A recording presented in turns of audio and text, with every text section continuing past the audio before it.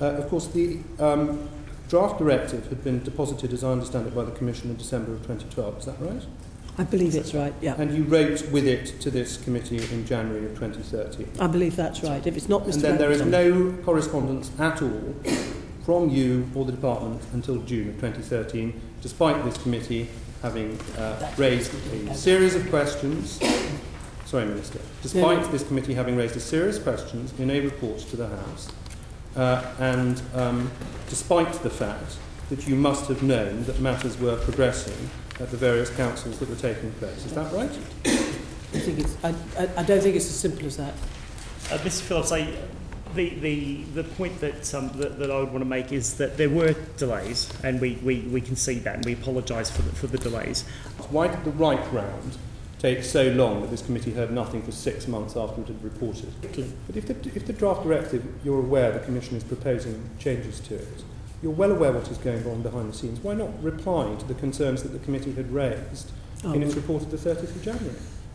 I think, Mr. Phillips, it's a fair point, and we probably could have done a lot more to keep you aware of what was happening, and that's a learning point for us, and we certainly will take it away. I apologise. Well, let us take, for example, the fact that we had raised in our report the question of what is the legal base for the draft directive.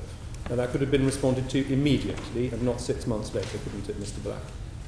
No, you're right. It could have been. We could have replied on a point-by-point basis rather than subsidiarity could have been dealt with immediately, in one letter.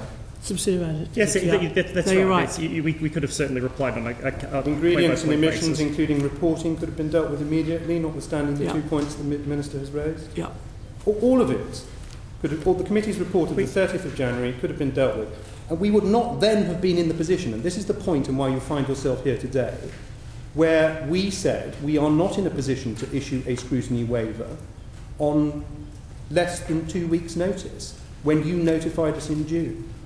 And what you need to do, Minister, actually, is sincerely to apologise, not for your taking your decision when this matter came to Council, but for the fact that you didn't keep this committee informed between January and June, so that we were not in a position to lift scrutiny, whatever the House of Lords may have done. That's the point. And that is the point, and that's what you need to appreciate and apologise for. Mr. Phillips, I do not hesitate to apologise for the fact that this committee has not been fully informed.